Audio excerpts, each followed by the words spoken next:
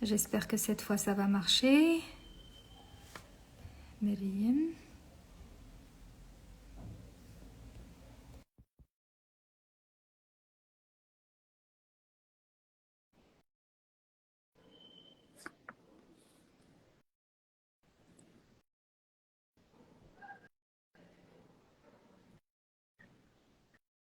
Alors, juste un petit souci technique. Voilà, très bien. Bonsoir, bonsoir tout le monde.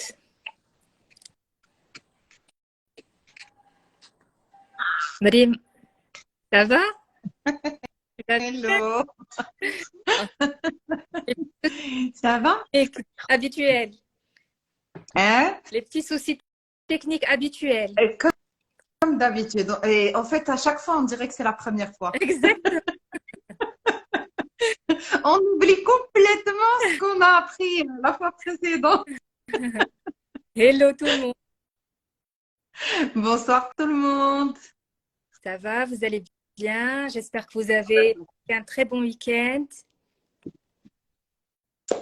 Ça fait plaisir. Il y a déjà du monde. Et les gens ont été plus ponctuels que moi avec mes soucis techniques. Non, j'étais à l'heure. Je peux en témoigner. Hein? Pardon? Je peux en témoigner. Tu étais là à l'heure. C'est à l'heure, c'est juste les soucis du direct.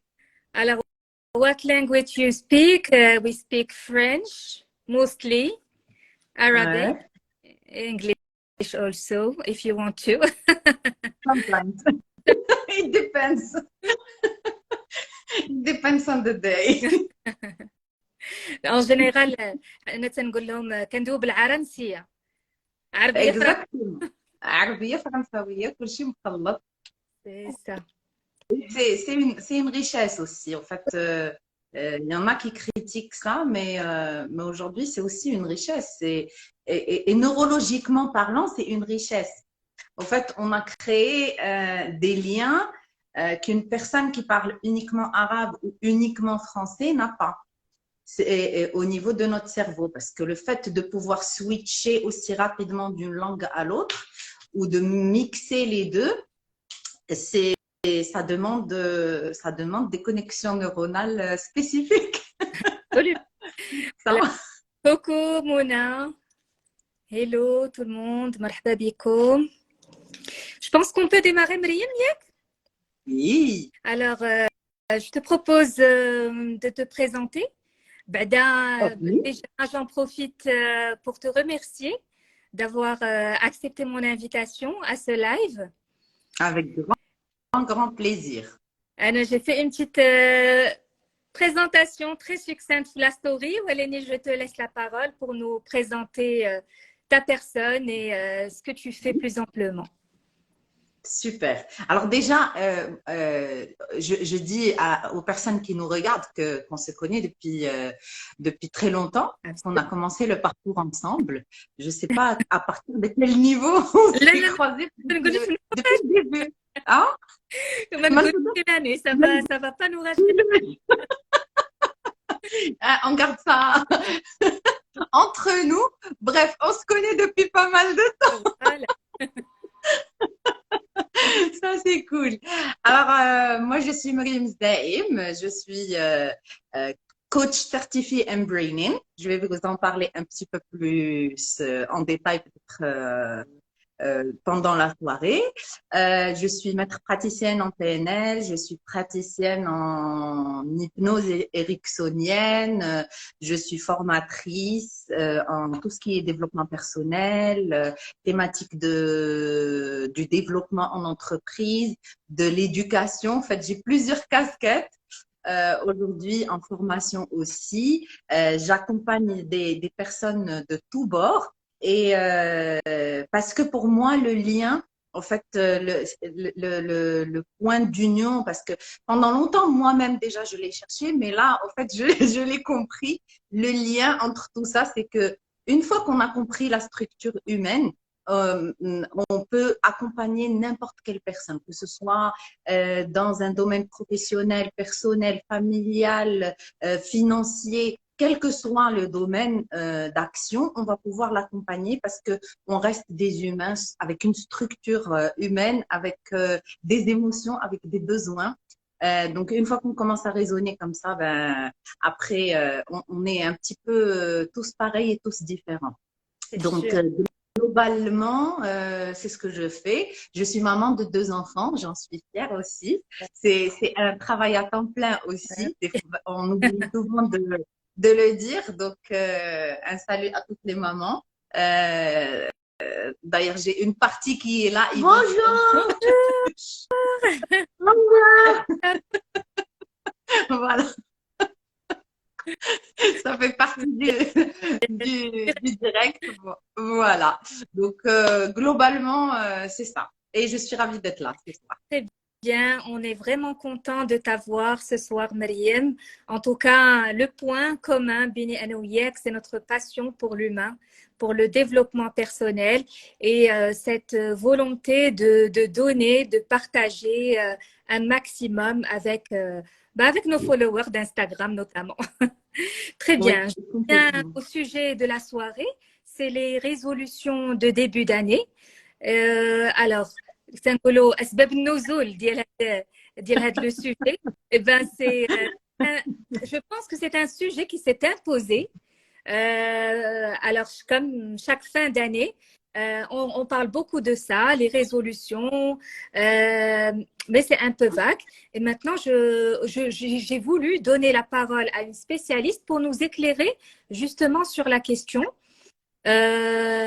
Déjà, c'est quoi une résolution, Myriam, pour toi?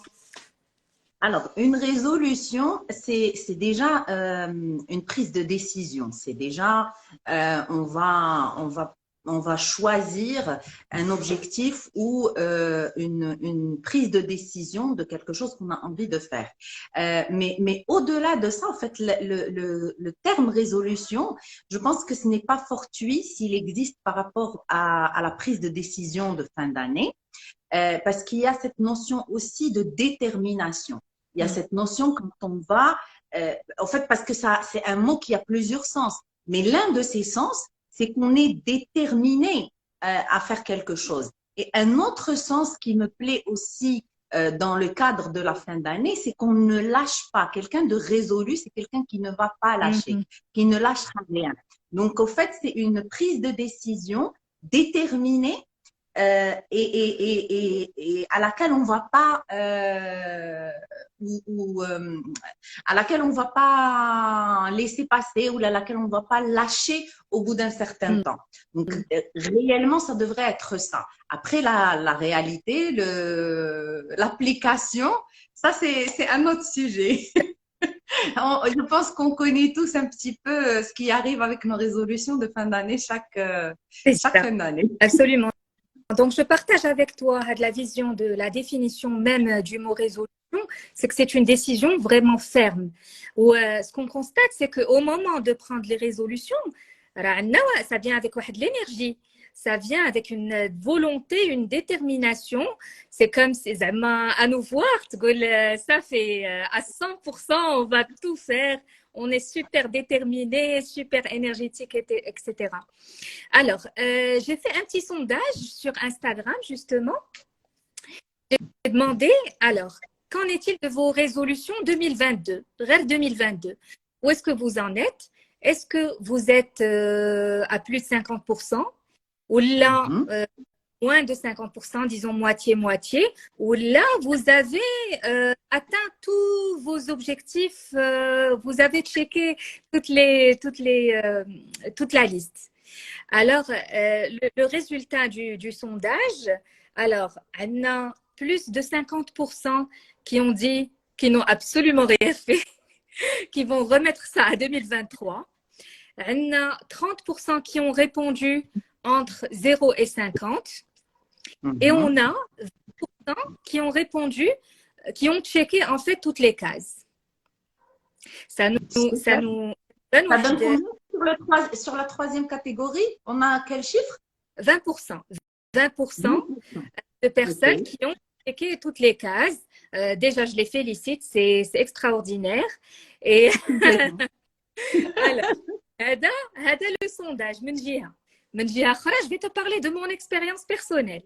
Alors أنا pendant des années كيوصل لآخر العام je prends ma petite liste, je mets ma liste de résolution. نقول لك fin janvier j'oublie حتى فين حطيت la liste. Alors مثلا sport je suis في الاول العام je suis gonflée à bloc كنمشي كنخلص l'abonnement ديال العام كامل كيشوفوني janvier février mars ما كيبقاوش يشوفوا جاي. Donc voilà, ça nous renseigne un petit peu là les résolutions. Donc finalement, est-ce que les résolutions c'est une bonne ou c'est une mauvaise chose? Au fait, ce qui est bon ou mauvais n'est pas la résolution en elle-même. C'est l'application, c'est notre relation à nous et notre gestion de ces résolutions. Parce que au fait, la fin d'année, pourquoi on fait ça déjà en fin d'année? À chaque cycle de vie, on a naturellement quelque chose, un appel intérieur qui va venir nous demander de faire un bilan, qui va nous demander de faire un état des lieux pour commencer une nouvelle étape. Et c'est des mécanismes que je trouve, moi, qui sont relativement naturels. Mais naturels lorsqu'on a une forme de conscience de soi, une connexion à soi. Quand on est en mode automatique, on enchaîne nos journées de façon complètement la tête absente ou comme des automates. Et là, on va pas demander aux gens de faire ça. Mais quand on est relativement éveillé à soi, éveillé à son bien-être, à son quotidien, à sa gestion de temps, sa gestion de sa vie, sa gestion des différents objectifs, là qu'on travaille, qu'on perçoit notre vie comme quelque chose à planifier et sur lequel on doit avoir des objectifs et atteindre nos objectifs et continuer à évoluer dans le temps.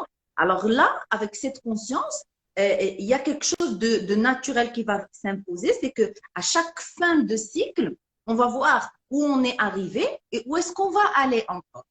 Donc, la fin d'année, c'est ce qu'elle ramène réellement. C'est qu'on termine un cycle qui est un cycle d'une année et on entame un nouveau. Et à chaque chapitre ou à chaque cycle qu'on va entamer, c'est une nouvelle possibilité, c'est une nouvelle chance qui s'offre à nous pour créer quelque chose de différent. C'est pour ça que tu dis, au début, je suis gonflée à bloc, parce qu'au fait, ça ramène une énergie de nouveau. En fait, tout ce qu'on a de nouveau dans notre vie, tout ce qui va venir à notre vie comme quelque chose de nouveau, va ramener une énergie de nouveauté. Donc, ça va nous motiver, ça va nous donner une énergie très positive pour donner le meilleur de nous-mêmes. Mais après, ce n'est pas fait de façon structurée, ben ça descend comme un petit soufflet, en fait. Ça fait un flop au bout d'un certain temps. D'accord. Alors, je vais juste en profiter pour lire le petit commentaire, parce que ça m'a fait plaisir. Au niveau du sport, tu as assuré cette année au Tai Chi Lota. Merci beaucoup. Ça, c'est mon professeur de Tai Chi. La vérité, j'ai pris le train en marche. Je les ai rejoints dernier trimestre, mais alhamdoulilah, j'essaye d'être un coucou à toi, Malek. Merci beaucoup de nous avoir rejoints. Donc, juste pour récapituler, si j'ai bien compris, tu dis que ce qui nous porte à justement formaliser ces résolutions, c'est un début de cycle et c'est une énergie de renouveau. C'est bien ça? Complètement. Sauf que pas de manière structurée. Déjà, est-ce qu'on pourrait donner des exemples de résolutions que moi, toi, une personne X peut prendre au début d'année, qui peut être bénéfique pour elle? Alors, je ne me rappelle pas du pourcentage exact, mais je pense que c'est de l'ordre presque de 80%. Des gens vont avoir des résolutions au niveau de la santé et du sport. Donc, que ce soit commencer du sport, commencer un régime, arrêter la cigarette, arrêter des habitudes toxiques ou nocives par rapport à leur santé, arranger leur sommeil. Quoi d'autre? Après, alors là, c'est tout ce qui est santé et sport. Après, on va avoir des résolutions par rapport aux apprentissages, commencer une formation, lire plus souvent, un livre par mois ou un livre par semaine, ça dépendra après des personnes, commencer à faire de la méditation. On va trouver des gens qui vont être sur des résolutions professionnelles. Je vais arrêter de stresser sur le lieu de mon travail ou là dans ma gestion de mon temps, de mon travail. Il y en a qui vont avoir des résolutions par rapport au couple, par rapport à la famille. En fait, ça dépend de chacun. Mais généralement, les plus présents, les plus forts, on va les trouver au niveau de la santé. Parce qu'en plus, comme c'est la fin d'année, alors on va se permettre aussi de faire beaucoup d'écarts parce qu'on se dit, bah, c'est la fin d'année, les gens Les qui sont en fêtes. vacances, c'est les fêtes. Donc, on va se donner plein d'excuses pour lâcher un peu, pour se permettre tout ce qu'on ne se permet pas en temps normal. Donc, du coup, dès que la fin d'année passe, il y a ce côté d'inquiétude ou là, de remords qui va se réveiller et va nous dire ben, il faut qu'on fasse quelque chose. Ah oui, ben, maintenant, comme c'est le début d'année, ben, je vais commencer ceci ou cela. Mais voilà, l'énergie, elle est là, l'énergie, elle est bonne. Mais après, qu'est-ce qu'on en fait? L'énergie toute seule n'est pas suffisante. Il y a une intention qui va orienter l'énergie, qui va maintenir l'énergie. Nia. Nia. Merci, Greg. Un salut au sélectionneur national qui nous a fait tellement plaisir. Mais je pense que à nous, en fait, plus quand on est des personnes qui travaillons dans tout ce qui est développement personnel et qui travaillons avec les énergies, qui avons un petit peu plus de connaissances dans ce sens, on a pris la chose un peu plus au sérieux parce qu'au début, les gens rigolaient par rapport à Nia, mais c'est vrai, c'est une énergie. Et là où on va mettre l'attention d'Yeltna, c'est là où va l'énergie. Donc, comme lui disait, mettez-vous ça dans la tête, c'est en fait, c'est focaliser l'attention et l'intention de millions de personnes sur quelque chose qui finit par se réaliser. Très bien. D'accord. En fait, en tant que spécialiste le développement personnel, on a mesuré en fait l'ampleur du mot. Machir Nia dans son aspect spirituel, religieux, etc. Mais on sait pertinemment que, comme tu as dit, là où se porte l'attention, l'énergie, tout à fait. Donc, pour résumer ce que tu as dit, en termes de résolution de fin d'année, on peut grosso modo dire qu'il y a deux types, soit adopter des comportements qui sont bénéfiques pour la personne et soit changer carrément de mauvaises habitudes. Et là, on se rend compte que la plupart des décisions, elles se font côté santé, côté sport. Très bien. Donc, on peut... Alors, je vais juste préciser un truc. L'idée en fin d'année n'est pas de venir faire une coupure. Parce que ça, c'est une erreur dans laquelle tombent beaucoup de personnes. Toi comme moi, savons que le changement, c'est quelque chose qui doit se travailler progressivement.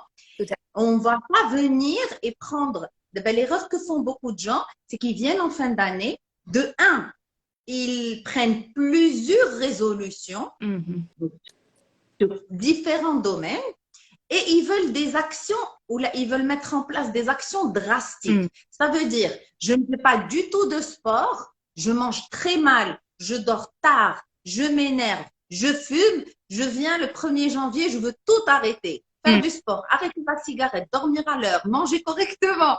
Et là, c'est la catastrophe en fait. Ça, c'est le flop assuré. Parce qu'on ne peut pas venir faire une transformation aussi drastique, aussi forte, comme ça, en un claquement de doigts. Ce n'est pas possible. C'est pas comme ça que ça marche. Donc, de un, il y a une notion de quantité. On va pas aller vers beaucoup de changements. On va installer changement par changement. Donc, on va choisir quelles sont les priorités. Et en même temps, on ne va pas aller sur des changements trop grands, trop forts. C'est pas, je fume 2 paquets, j'arrête complètement. Il y a un passage intermédiaire, il y a quelque chose à installer et il y a un travail intérieur à mettre en place. On ne fait pas ça. Je pense que c'est les plus grosses erreurs qui font que les gens relâchent rapidement cette volonté ou cette énergie-là. En fait, tu es en train de dire beaucoup de choses qui sont très intéressantes. Je vais me permettre de revenir haja bhaja. Alors, tu as parlé tout à l'heure de fin de cycle et de faire le bilan. Oui. D'accord. Alors, une première bonne étape pour faire le bilan, justement, pour faire le bilan. Alors, pour mettre le bilan en place, pour faire son propre bilan. Oui, c'est ça. Ouais, est-ce que c'est une année ou là, c'est le bilan, une introspection plutôt de la personne? J'ai pas entendu la première partie, excuse-moi. Alors, je t'ai dit, est-ce que c'est un bilan uniquement de l'année qui s'est écoulée ou là, on va aller vraiment dans le détail de la personne, une vraie introspection, qu'est-ce que je veux, où est-ce que je suis, où est-ce que je veux m'en aller, quels sont mes désirs, peut-être même ma mission de vie, pourquoi pas? Alors, ce que tu dis est très, très, très intéressant et très important. Alors déjà, moi, je recommande de faire plusieurs fois le bilan de son évolution tout au long de l'année. Et en fin d'année, faire ça une seule fois par an, ce n'est pas suffisant. Si on voit en entreprise, on va faire des bilans trimestriels, on va voir mensuels, en fait, selon les objectifs qu'on va se définir. On va faire une grosse définition d'objectifs en début d'année. Donc, les objectifs, il y a un suivi dessus mensuel, trimestriel, semestriel, où les gens vont rectifier, se réadapter, ce qu'on a bien avancé ou pas, etc. Donc, au niveau de notre gestion de vie, gestion personnelle, le but, c'est aussi de ça, de s'inspirer un petit peu de ces outils-là que les gens font en entreprise. Et moi, je connais beaucoup de gens qui travaillent comme ça, mais qui ont du mal à installer ces outils-là dans leur vie ou à prendre au sérieux leur vie personnelle. Et quand je dis personnel, ça englobe tout. C'est pas juste la vie familiale.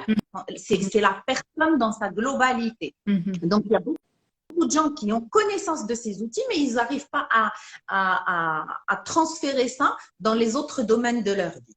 Donc, l'idée, c'est pas de tout faire en une fois. Il y a ni la fin d'année, on peut pas tout mixer. Il y a ni tous les objectifs et en plus, choisir sa mission, tu sais parfaitement que pour trouver sa mission, un travail d'années, je ne veux pas dire de mois, mais c'est un travail d'années de recherche en soi, d'années de découverte de soi, d'introspection, de réajustement, de beaucoup de choses. Donc ça, c'est un objectif qu'on va prendre sur une longue période. Absolument. Par contre, on va aller sur toujours commencer. En fait, pour avoir l'utilité des choses, je pense que c'est toujours intéressant d'aller commencer avec des petits pas. Quand on voit l'enfant, il ne sort pas du ventre de sa maman, il commence à courir les 100 mètres. Il va apprendre, il va dire chouïa, il va tituber un petit peu, et après il va commencer à se mettre debout, après il va commencer à marcher, après il va tomber, il va se relever. Avant de courir, il va passer par plusieurs étapes. Donc, c'est un parcours qui est très inspirant parce que c'est le parcours naturel des choses. Donc, on va aller chercher vraiment à apprendre et on va commencer avec des petites choses. Chouïa. Et si on n'a jamais fait ça, on va venir cette année. On va faire un petit bilan de ce qu'on a fait cette année. Si on n'arrive pas sur toute l'année, on va faire de ces 3 derniers mois, par exemple. Et là, ce que je vais conseiller, c'est plutôt d'aller prendre, on va reculer d'un an et on va se dire, pour les plus courageux, quels étaient, ou ceux qui ont une meilleure mémoire, quels étaient mes souhaits ou mes objectifs en janvier 2022. On va prendre que ça. En janvier 2022, ben, j'avais en tête de perdre 10 kilos. J'avais envie d'installer un rythme de sport de 2 ou 3 fois par semaine. J'avais envie de commencer à apprendre une langue. J'avais envie de voyager un peu plus souvent. J'avais envie de passer plus de temps avec mes enfants. J'avais envie, bref, chacun saura quels étaient ses rêves, ses objectifs et ses attentes par rapport à l'année. OK, alors on va prendre ces éléments-là et on va faire une évaluation, élément par élément. Qu'est-ce que j'ai fait et qu'est-ce que je n'ai… En fait, où est-ce que j'en suis? Est-ce que je suis à 20%? Est-ce que je suis à 50%? Est-ce que je suis à 80% de cet objectif-là? Et je vais noter. On va faire ça par écrit. On va noter cet objectif, puis nous saute fait. Nous saute donc nous saute la mesure. Et pour pousser encore plus loin, qu'est-ce que j'ai fait pour arriver à ça? Quelle était l'énergie? Quelle était ma façon de réfléchir, mes pensées, mon dialogue intérieur? Comment il était pour pouvoir arriver à ce résultat? Et encore une autre étape. Qu'est-ce que je n'ai pas fait ou qu'est-ce que j'aurais pu faire pour arriver à un meilleur résultat? Ou là, je vais prendre, par exemple, un objectif sur lequel j'ai stagné, je n'ai pas pu du tout évoluer, ou là j'ai évolué à 20% ou à 30% et ça me paraît trop peu. Et un objectif sur lequel j'ai beaucoup évolué à 80 ou à 90%, même à 100% sur certaines choses. Et je vais dire, OK, c'était quoi la différence entre ces deux? Qu'est-ce qui a fait que sur celui-là, je puisse réaliser mon objectif à 100% et sur celui-là, je n'ai pas pu. Et là, on va avoir, c'est pas que des mises en place, on va pouvoir écouter des blocages intérieurs, on va pouvoir des peurs, comme on connaît, nous, un gain secondaire. Des fois, on a des gains secondaires qui vont nous empêcher de sortir de l'habitude pour aller vers quelque chose de différent. Donc, on va juste s'ouvrir à soi, en fait, ouvrir la porte intérieure et aller chercher qu'est-ce qui s'est passé, sans jugement, vraiment, mais sans aucun jugement. On va aller découvrir, décortiquer ce que les gens doivent apprendre.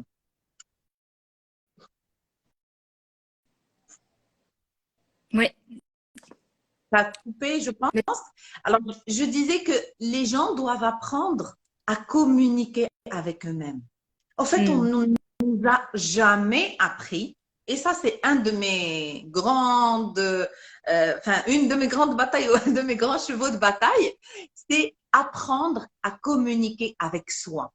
En fait, on nous apprend depuis qu'on est petit à parler aux autres, comment on doit parler aux autres, comment on doit s'adresser aux autres, comment on doit écouter les autres, comment on peut être bon communicant, comment prendre la parole, comment se faire entendre, comment se faire comprendre, comment se faire obéir. Mais personne ne vient nous apprendre comment se parler à soi-même et qu'il y a un dialogue interne qui doit se faire et qui doit s'équilibrer. Donc, c'est aussi une partie dans cet exercice, c'est aussi un apprentissage qu'on va faire, un petit peu secondaire, c'est d'apprendre à communiquer avec soi. Ce travail d'introspection demande une communication avec soi-même. Une communication bienveillante, parce que la plupart des cas, qu'on se culpabilise beaucoup, qu'on est vraiment très sévère vis-à-vis de nous-mêmes, plus que vis-à-vis des autres. Donc, faire le bilan et voir ce qu'on a fait et ce qu'on aurait pu mieux faire, eh ben, que ça soit sans jugement. Ce que j'ai fait, c'est très bien, je m'applaudis. On a ici une question sur la récompense. Effectivement, il n'y a pas de mal à se donner des petites récompenses, se dire bravo, là, s'applaudir tout simplement pour… c'est même conseillé. Quel qu'il soit. Et en même temps, ne pas se juger trop sévèrement quand on n'a pas réussi à faire… En tout cas, c'est une occasion pour nous d'apprentissage, de voir Où est-ce que ça a bloqué, tout simplement? ياك مريم. Complètement. Au fait, on est sévère avec nous-mêmes, on est injuste avec nous-mêmes, on est dans un jugement très négatif de nous-mêmes, naturellement. Pourquoi? Parce que cette voix qu'on va entendre intérieurement, qui est dans ce jugement, c'est la voix de notre enfance, c'est la voix de nos parents qui nous ont éduqués, c'est la voix de nos enseignants, c'est la voix de notre environnement, c'est la voix de toutes les personnes qui nous ont jugés sévèrement quand on était petit. Donc, on va garder cette voix intérieure qui va reprendre ces façons de nous parler de l'enfance, ces façons de nous juger et de relever tout le négatif. D'ailleurs, moi, je donne beaucoup un exemple dans mes formations, c'est la feuille d'examen. On est tous passés par l'école et quand on va prendre une feuille d'examen qui est notée sur 10, par exemple, on va prendre les exemples de primaire. Alors, on va prendre une feuille où l'enfant a répondu à 6 ou 7 exercices. Mais par contre, on va juger que les erreurs. En fait, on va pas juger ce qui est bon. Parce que sur la feuille, quand on fait le calcul et cet exercice, moi je l'ai déjà fait avec pas mal de personnes, on va trouver que 95-98% de la feuille est correcte. Mais on peut se retrouver à juger ce 5%, ce 8% ou 9%, et donner une note éliminatoire à l'enfant, un 2, un 3, un 4, alors que l'effort est énorme. Donc, au fait, c'est réellement ce qu'on fait avec soi. C'est comme ça qu'on a appris à se juger, parce que c'est comme ça qu'on nous a toujours jugés. C'est qu'on ne voit pas toutes les belles choses qu'on réalise, on ne voit pas toutes les choses, toutes les forces qu'on a, toutes les réalisations qu'on a, toute la beauté de ce qu'on est, on va pas la voir. On va aller juste mettre le point sur ben j'ai un bouton ici. Tu vas pas voir tout ton visage qui est lumineux, qui est magnifique, qui est beau, tout ça. Tu vas juste voir le point qui vient de sortir, le point noir ou le bouton ou le poil qui sort de quelque part ou le petit bourrelet. Donc, on va toujours orienter notre attention vers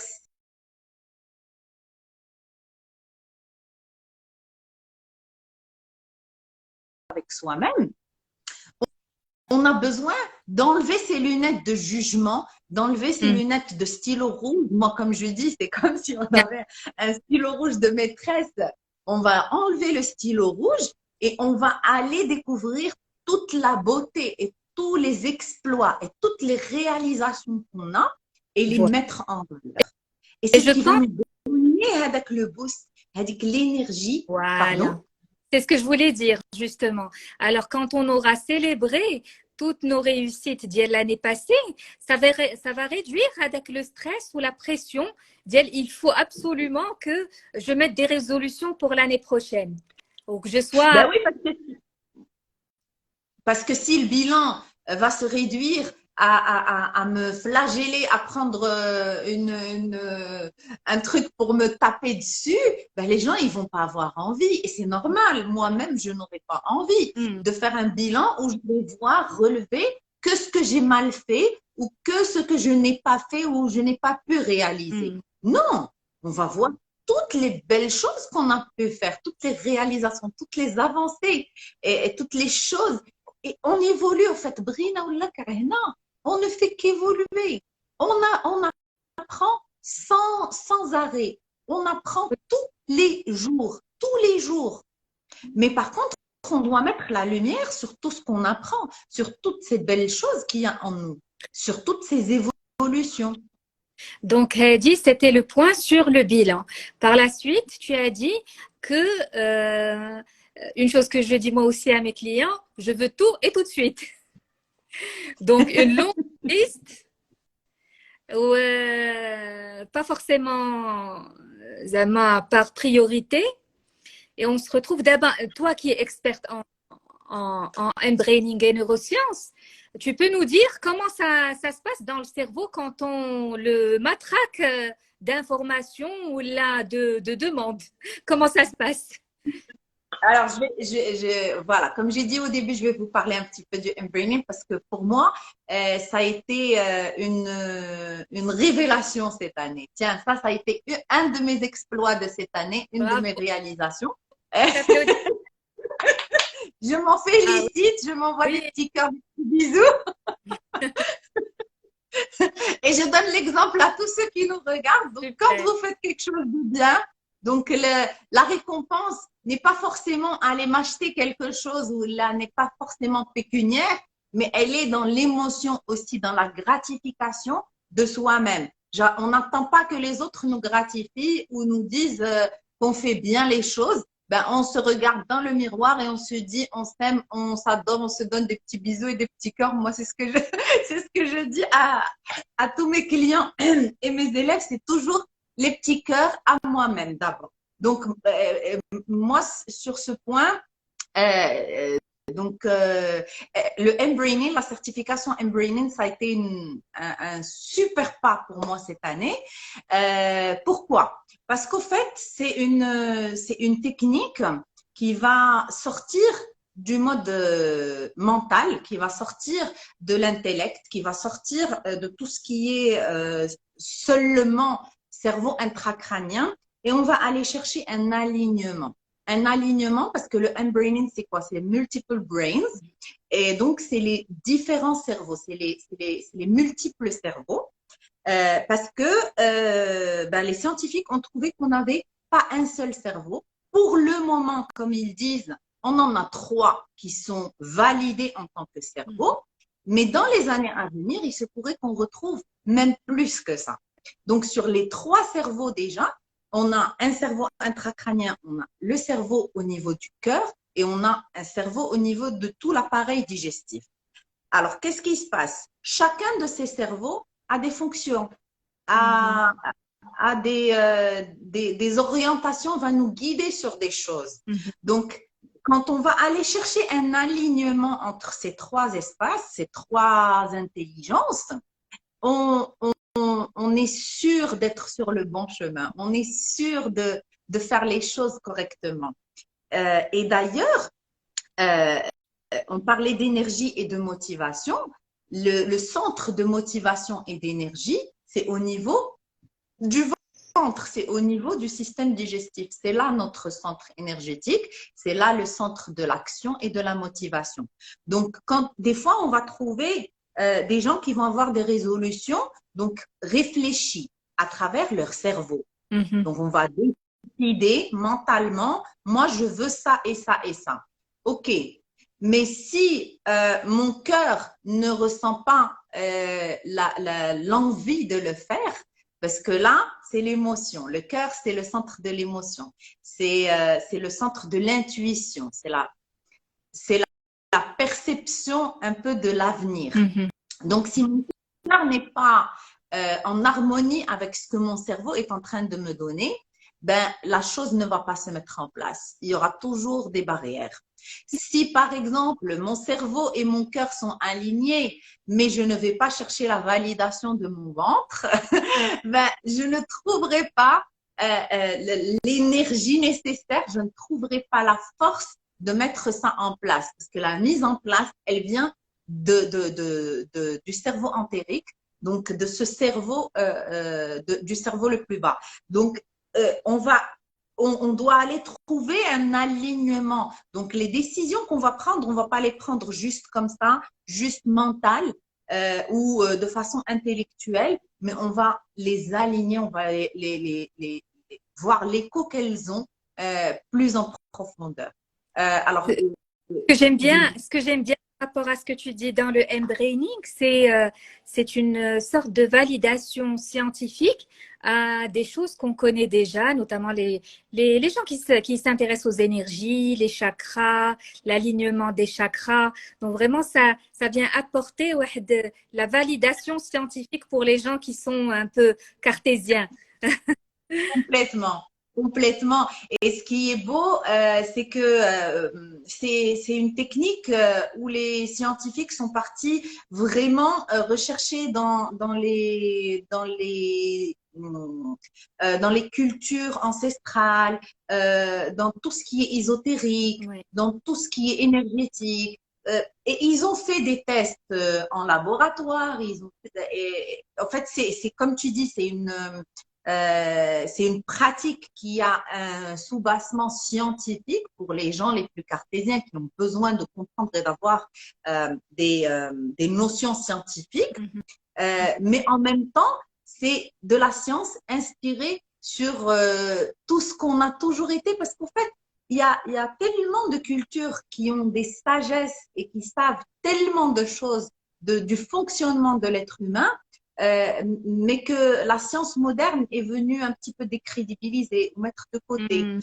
pour aller chercher autre chose, alors que les réponses, on les avait, elles sont là depuis très longtemps. Et aujourd'hui, Dieu merci, il y a des scientifiques qui vont aller chercher à redonner cette crédibilité à ces savoirs ancestraux. Alors, est-ce qu'on peut répondre à la question de Fedouin? Comment faire pour que cet alignement soit presque maximal? Comment faire pour que cet alignement soit maximal? Alors, je vais lui dire, c'est un petit peu compliqué juste à expliquer dans un live comme ça, parce qu'il y a un travail de connexion à chacun de ses cerveaux. Il y a un travail de connexion à toutes les parties de son corps. Donc, c'est un travail réellement que moi, je fais en cabinet, en thérapie, où on va chercher vraiment à écouter parce qu'au fait, ces deux cerveaux, ils ne nous parlent pas de la même manière que nous parle notre cerveau intracrânien. Alors, le cerveau intracrânien a sa manière de nous parler. Le cœur a une autre manière de parler et le ventre a une autre manière de parler. Donc, au fait, c'est comme si on allait apprendre d'autres langages ou d'autres langues pour pouvoir interpréter ce que ce corps va nous donner. Mais la manière la plus simple, je vais dire, c'est d'aller faire un travail en méditation. Alors, si Fedwa, c'est Fedwayak? Oui. Ok, alors Fedwa, si déjà tu as des connaissances en méditation, si tu as l'habitude de faire des méditations du merci, il y a beaucoup de gens aujourd'hui qui font ça et qui s'ouvrent de plus en plus à des pratiques comme ça. Alors, en état méditatif, quand tu es vraiment dans je vais dire une transe hypnotique, parce que l'état méditatif apporte une forme de transe hypnotique, on va être vraiment profondément à l'intérieur de nous. Ben, on va faire un travail de taire un petit peu toutes les voix de notre cerveau. On va juste observer notre corps. On va aller observer les sensations de notre corps, les messages de notre corps. En fait, notre corps, il nous parle constamment. Mais généralement, on a été éduqué à être coupé ici, à réfléchir ou à raisonner uniquement par notre cerveau intracrânien et on ne va pas aller écouter ou se connecter à notre corps. Donc, plus on va être dans des méditations profondes, régulières, dans notre rythme quotidien, plus on va ouvrir ces portes, ces chemins qui vont nous mener à notre corps. On va les écouter, on va s'aligner à ça. Plus on va trouver que nos décisions, en fait, elles sont ressenties, elles sont prises par. Alors, je vais baisser parce que je montre un peu. C'est au niveau. J'essaie de poser ma main au niveau de mon ventre, au niveau de mon cœur et au niveau de mon cerveau. Et il faut que ça résonne. En fait, on va prendre. Je vais donner un exemple. Je vais prendre une décision, le truc le plus simple. Prenez des exemples très simples pour commencer. Et je vais poser l'intention à l'intérieur et je vais aller en état méditatif, encore une fois, parce que si on n'est pas en état méditatif, ça ne marche pas. Je vais être en état méditatif et je vais sortir l'intention, je vais sortir l'objectif que j'ai. Et je vais aller poser ma main au niveau de mon cœur et ressentir. Qu'est-ce que mon cœur va me dire? en fait, qu'est-ce qu'il va me dire? Il ne va pas me parler avec des mots, mais ça pourra être un battement plus fort que l'autre, ça pourra être une sensation de bien-être, de paix, de calme, ça pourra être une chaleur, ça pourra être un sentiment d'amour, ça pourra être un sentiment de bien-être, ça pourra être beaucoup de sensations. Donc, je vais découvrir, ou bien est-ce que c'est des sensations plutôt désagréables? Est-ce que c'est serré? Est-ce que je vois, par exemple, quelque chose de noir? Est-ce que je me sens inquiète? Est-ce que je me sens mal à l'aise? Donc, notre corps, il va nous parler à travers des sensations. Donc, plus on va être dans des sensations plaisantes, de bien-être, de positif, plus c'est OK. C'est qu'il est en train de nous dire c'est OK. Je suis alignée avec ta décision. Plus ça va être vers quelque chose de serré, de lourd, de difficile, de douloureux, de désagréable, plus il est en train de nous dire non, ce n'est pas le bon chemin. Cherche autre chose. Et puis au niveau du ventre, c'est la même chose. Et c'est encore un peu plus profond. Alors, la On pourra faire une séance unique pour ça. Parce que c'est assez complexe. c'est utile parce qu'au moment de formaliser ces résolutions, parfois on se pose on pose des résolutions qui finalement ne nous conviennent pas forcément. Je veux faire du sport, mais est-ce que j'ai envie déjà de faire du sport? Est-ce que j'ai envie de sacrifier un temps, un effort à ce sport où là, finalement, je vais chercher quelque chose entre deux, peut-être la marche ou la hada. Donc, au moment même de poser les résolutions, c'est intéressant de justement d'aligner, de faire de l'alignement dont tu as parlé, parce que ça, Anna, je le vois comme une boussole. Finalement, la résolution, elle est bonne pour toi ou la résolution, non, finalement, elle a besoin d'être un petit peu revue ou peaufinée, etc. Complètement. L'exemple que tu as donné est très intéressant. Ça me fait penser aussi à un autre exemple. Par exemple, des fois, il y a des gens qui sont dans une décision professionnelle, par exemple. J'ai une proposition professionnelle, mais qui va me demander d'être absent plus souvent les week-ends, de travailler plus tard le soir, d'arrêter par exemple certaines habitudes que j'ai avec mes enfants ou avec mon conjoint ou avec ma partenaire. Donc, mais par contre, le poste lui-même ou l'opportunité professionnelle, je la vois comme quelque chose d'extraordinaire que je ne peux pas, c'est une occasion que je ne peux pas laisser passer. Donc là, il y a quelque chose qui va me bloquer. En fait, on va trouver la personne qui fait ça, elle va avancer et encore elle va reculer. Elle va avancer et ça va la tirer vers l'arrière. Elle va vouloir, il y aura des choses qui vont se désaligner ou il y a des blocages qui vont commencer peut-être à se faire. Et là, ben c'est ça, c'est qu'on doit aller chercher, est-ce que c'est vraiment sain pour nous d'aller vers ça ou pas? Et puis aussi, il n'y a pas, moi si j'ai appris une chose aussi avec l'accompagnement, c'est qu'il n'y a pas blanc ou noir. Il y a une panoplie de grilles, une multitude de grilles entre les deux. Donc, il n'y a pas ou prendre ou ne pas prendre, ou faire ou laisser de faire.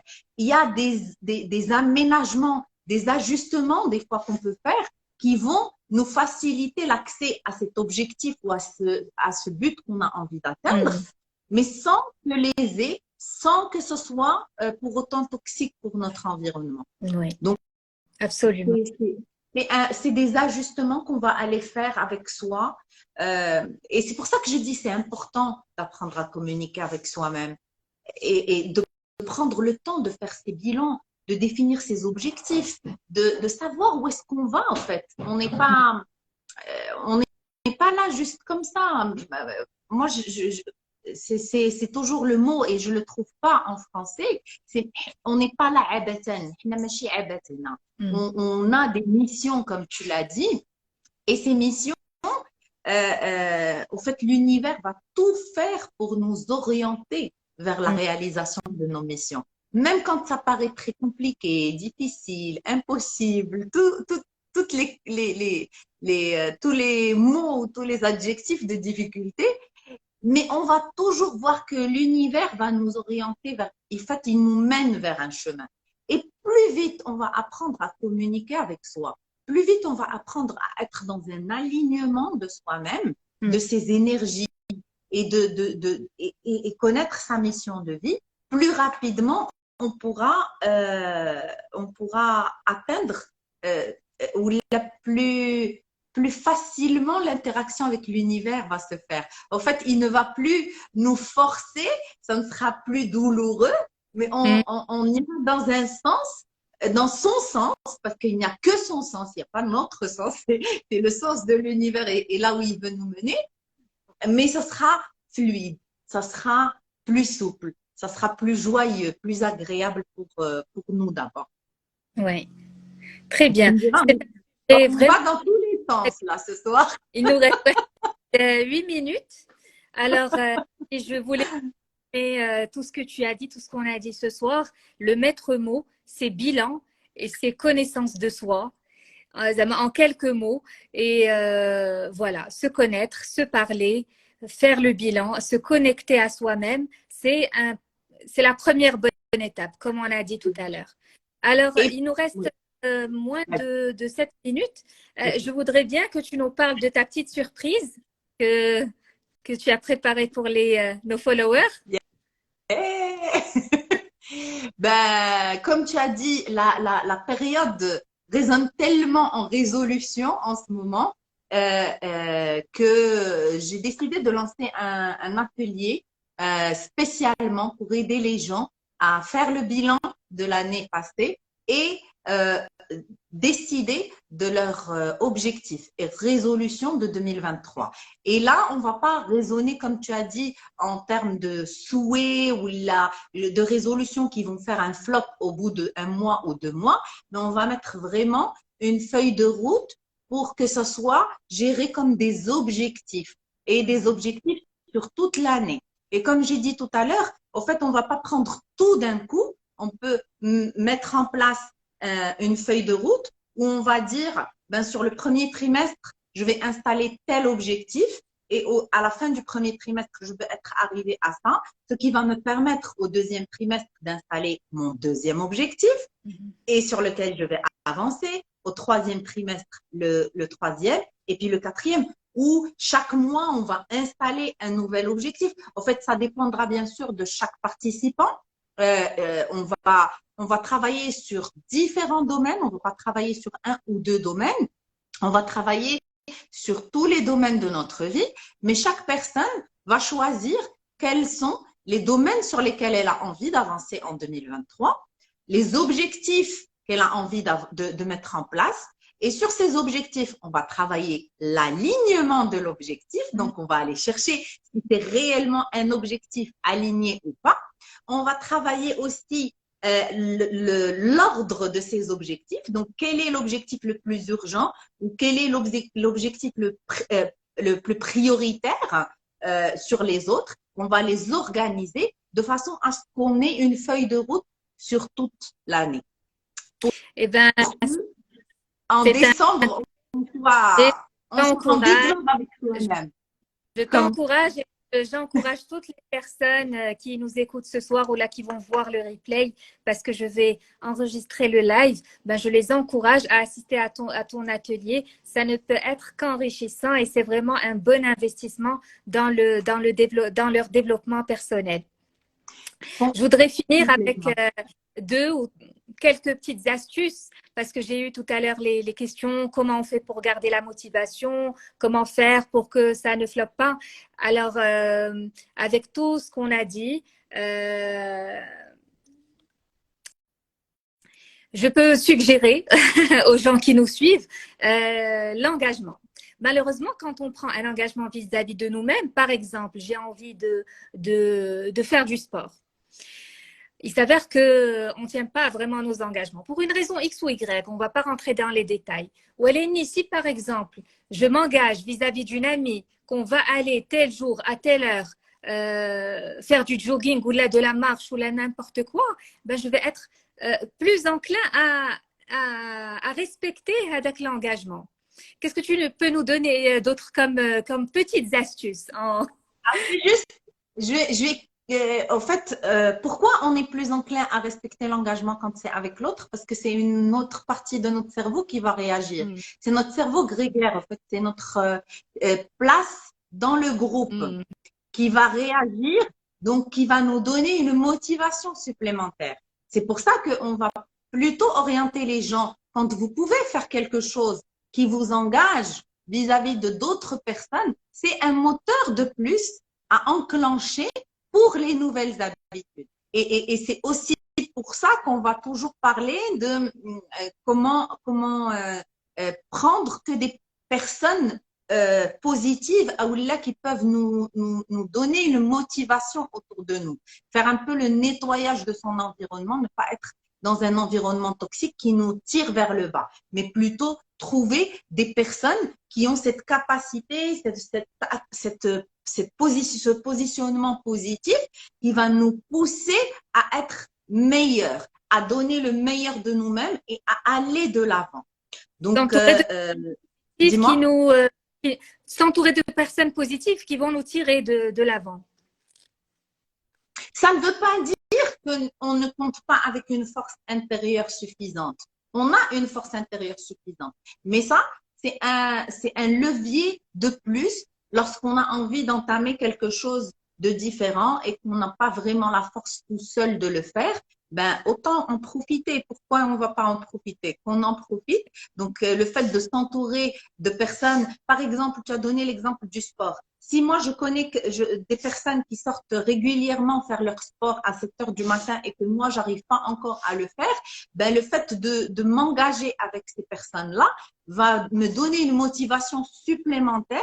Les jours où je me dirais non, il fait trop froid, non, je suis trop fatiguée, j'ai pas envie, eh ben, je vais quand même me lever parce que j'ai un engagement vis-à-vis de moi-même, mais aussi un engagement vis-à-vis de ces personnes. Donc, ça va me motiver encore plus à devenir régulière jusqu'à ce que ce qui était difficile au début devienne quelque chose de naturel parce que à force de répétition, notre cerveau va l'installer comme quelque chose d'automatique et de naturel. Donc, en fait, on va contourner les blocages et les résistances de notre cerveau pour installer quelque chose. Et une fois qu'il est installé, même si je me retire du groupe, je ne dis pas que c'est le but, ou si le groupe se dissout, ben, je continuerai quand même à le faire parce que mon cerveau a encodé et a enregistré que c'était ce qu'il y avait de naturel ou ce qui était automatisé en moi.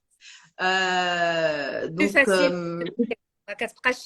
s'installe comme une nouvelle habitude et ça devient beaucoup plus facile pour le cerveau. Et je vais partager une dernière petite astuce. Par exemple, si je prends une résolution, je fais en sorte de le dire à un maximum de gens. Là, j'ai deux exemples. J'ai l'exemple d'une amie qui avait une perte de poids, je pense que le live. Et ben, elle a dit que la personne, peut-être qu'elle est même avec nous sur le live, elle avait un objectif de perte de poids, elle l'a dit à tout le monde. Comme ça, elle est obligée. Alors, la petite précision sur cette astuce-là, c'est que on va le dire à des personnes, qui vont rester dans le temps. C'est ça. Deux, qui sont importantes vis-à-vis de nous, qui ont un regard important pour nous. Et trois, pas des personnes qui pourraient nous casser ou nous convaincre du contraire, ou nous convaincre de l'impossibilité de cela. Parce qu'il y a des personnes qui, quand pour elles, c'est quelque chose d'inatteignable, dans leur modèle du monde, c'est quelque chose d'inatteignable, donc si moi je ne peux pas l'atteindre, toi tu ne peux pas l'atteindre. Or, si moi je ne peux pas l'atteindre, ça c'est mes propres limites. Ce ne sont pas les tiennes. Je peux ne pas l'atteindre parce que j'ai la croyance de ne pas l'atteindre, mais toi tu as la croyance de pouvoir l'atteindre et tu peux l'atteindre. En fait, nos limites, c'est notre cerveau qui va venir nous les imposer. Et c'est quelque chose de complètement personnel. Donc, quand on va aller communiquer sur, une résolution ou sur un objectif nouveau, on choisit les personnes auxquelles on va communiquer ça. Ça veut dire que si je commence à le dire dans un environnement toxique, si j'ai des amis qui vont plutôt me frustrer ou me démotiver, je ne vais pas leur en parler. Si j'ai un environnement familial où on va plutôt me démotiver, je ne vais pas en parler. Donc, je vais choisir les personnes qui vont me dire oui, tu peux croire en toi, oui, tu peux y arriver, oui, on t'attend au point d'arriver. Et là, ça nous donne vraiment une énergie supplémentaire. On a leur encouragement en plus du poids de l'engagement qu'on a pris vis-à-vis. J'ai un autre exemple par rapport à cette astuce. Alors, Gad Elmaleh, vous le connaissez certainement. Il avait dit dans une interview quand il voulait s'installer aux États-Unis. C'est quelque chose qu'il voulait vraiment, mais il procrastinait. Je vais le faire ce mois-ci, l'année prochaine, etc. Qu'est-ce qu'il a fait? Il a produit son émission sur son voyage aux États-Unis. Et là, ça l'a vraiment engagé vis-à-vis de son public. Donc, il ne pouvait plus revenir en arrière. Donc, ça serait bien une solution à la procrastination. Donc, on prend les choses en main et on commence tant que l'énergie est là. Complètement, complètement. Et puis, des fois, le fait de s'engager en fait, à faire quelque chose, même énergétiquement parlant, on va trouver l'énergie de le faire. On va créer comme une naissance d'énergie qui va venir s'installer pour la réalisation. Et puis, le fait de le dire, c'est que d'abord, on a pu le sortir de l'intérieur. Donc, c'est que quelque chose auquel réellement on croit. Parce que le fait de le dire, on ne va pas aller s'engager vis-à-vis des autres à quelque chose qu'on ne croit pas. Donc, il y a une croyance qui s'est installée. Donc, il y a une modification de croyance. Parce que si on n'y est pas arrivé auparavant ou si on ne l'a pas installé auparavant, c'est qu'il y avait une croyance intérieure qui nous disait qu'on était incapable de le faire. Donc, ça veut dire qu'il y a une modification déjà de croyance et le fait de modifier la croyance modifie l'énergie de réalisation. Parce que je pense que c'était Einstein qui disait si tu peux le rêver, tu peux l'atteindre. Quelque chose que tu ne peux pas imaginer, tu ne pourras pas l'atteindre parce qu'il n'existe pas. Mais une fois que l'imaginaire nous permet de voir cette image-là ou cette réalisation, cet objectif atteint, le plus gros du chemin est fait parce que sur le champ énergétique, c'est déjà présent parce qu'on l'a envoyé avec notre intention. Donc, on l'a créé énergétiquement. Du coup, c'est beaucoup plus facile de le créer au niveau matériel. Très bien. C'est une belle phrase pour terminer notre live. Si tu peux le rêver, tu peux l'atteindre. Merci beaucoup, Myriam, pour ce live très intéressant. C'est vrai que c'est un sujet qui est vraiment vaste. On a besoin de 2-3 lives pour le sujet. On reprend. Parce qu'en plus, on n'a pas parlé de la définition des objectifs.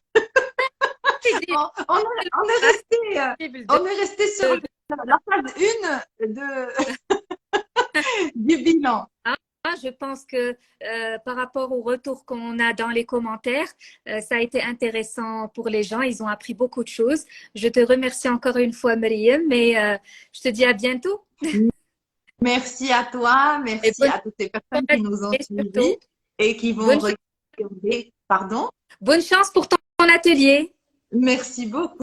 Et puis, à très bientôt, Inch'Allah. Et merci de nous avoir suivis jusqu'au bout. Merci. Bonne soirée tout le monde.